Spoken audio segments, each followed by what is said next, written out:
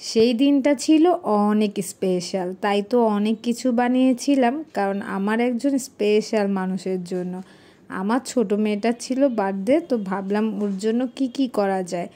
ভাবছিলাম যে ওকে যত রকমের সারপ্রাইজ দিতে পারে আমি দিব, কারণ আমার খুবই ভালো লাগে আমার বাচ্চাদের সারপ্রাইজ দিতে। তো আজকের ভিডিওতে এটাই থাকছে আমি কি বানিয়েছিলাম ওর বার্থডের জন্য।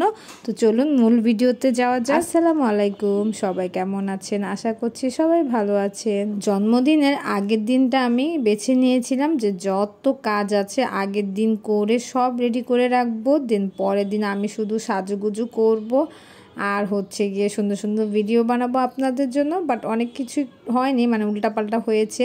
তো প্রথমে আমি গরুর মাংস বসিয়ে দিয়েছিলাম, আর এখন হচ্ছে মুরগি নিয়ে নিয়েছিলাম, ওগুলাকে টক দই দিয়ে রেখে দিয়েছিলাম প্রায় 1 ঘন্টার মতো। তারপর আরেকটা কেক বানানো বাকি ছিল, কেক না ঠিক এই যে ছোট ছোট হচ্ছে কাপ কেকগুলা বানাবো ডেকোরেশনের জন্য।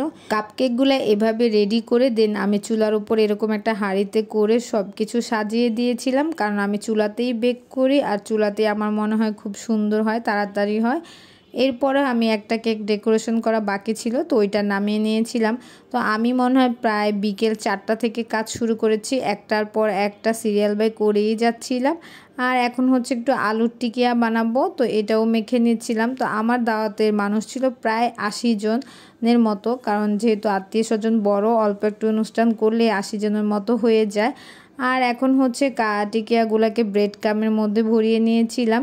তাছাড়া আমরা খুব দুষ্টামিও করেছিলাম, গান শুনছিলাম। তো দুষ্টামি করতে যে ডিমটা আসলে ভেঙেই গেছে। এরপর আমি আমার কেক দেখতে চলে আসলাম। তো দেখেন কেকগুলো কি সুন্দর মতো হয়ে গেছে। এরপর আমি আমার মেয়ের জন্য যে সারপ্রাইজটা রেডি করছিলাম সেটাই হচ্ছে এটা। ওকে জিজ্ঞেস করেছিলাম যে তুমি কি ধরনের কেক চাও, তো ও আমাকে শুরুতেই বলেছিল মা আমি একটা বারবি ডল কেক চাই।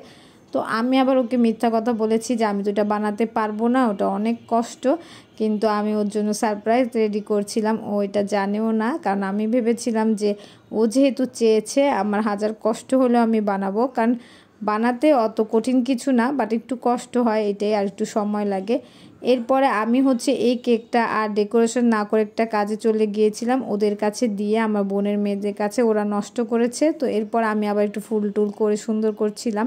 আর এই কাপ কেকগুলো ওদেরকেই বলেছি যে তোমরা একটু ডেকোরেশন করে দাও, তাই ওরা একটু এখানে ডেকোরেশন করছিল। তো সবার শেষের দিকে আমি হচ্ছে রোস্টের মশলাটা করে নিচ্ছিলাম, যেহেতু এটা কালকে রেডি করব, কারণ রোস্ট আবার আগের দিন করলে ভালো লাগে না।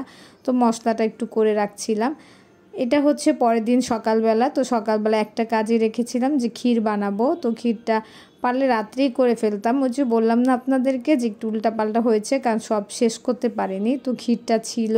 তো এখানে ক্ষীর করছিলাম, আর পাশে হচ্ছে রোস্টের মশলার মধ্যে হচ্ছে মুরগিগুলা দিয়ে দিয়েছিলাম ভেজে ভেজে। তো প্রায় 80 পিস মুরগি ছিল এখানে, আর এখানে মোটামুটি ক্ষীরটাও আমার রেডি হয়ে যাচ্ছে। তো ক্ষীরটা যেহেতু বানাতে তেমন একটা ঝামেলা লাগে না, কারণ আমি সবসময় ক্ষীর বানাই, আমার কাছে খুব ইজি মনে হয়। তো এটাও হয়ে গিয়েছিল প্রায় আধা ঘন্টার মধ্যেই। আর ওই যে আমার রোস্ট রান্না করাও শেষ, আমি 40 পিস করে করে আলাদা করে দিয়েছিলাম, কারণ একটা ভেঙে যাওয়ার সম্ভাবনা থাকে সবগুলো একসাথে দিলে, আর সবগুলো একসাথে দিলে নাড়াচাড়া করতেও খুব সমস্যা হয়, তাই আর দিইনি। 40টা করে মুরগি এভাবে করে কষিয়ে নিয়েছিলাম। আর এখানে হচ্ছে ক্ষীরগুলা বক্স করে ফেলবো, কারণ যেহেতু 80 জন মানুষ আসবে, তো আমি বক্স 80টা করি নেই, 60টার মতো করেছিলাম, কারণ বাচ্চারা আবার তেমন খেতে চায় না এর জন্য। তো ক্ষীরের বক্স করাও শেষ। আর এখানে হচ্ছে আরেকটা ডেজার্ট আইটেম বানাচ্ছিলাম ডেকোরেশনের জন্য।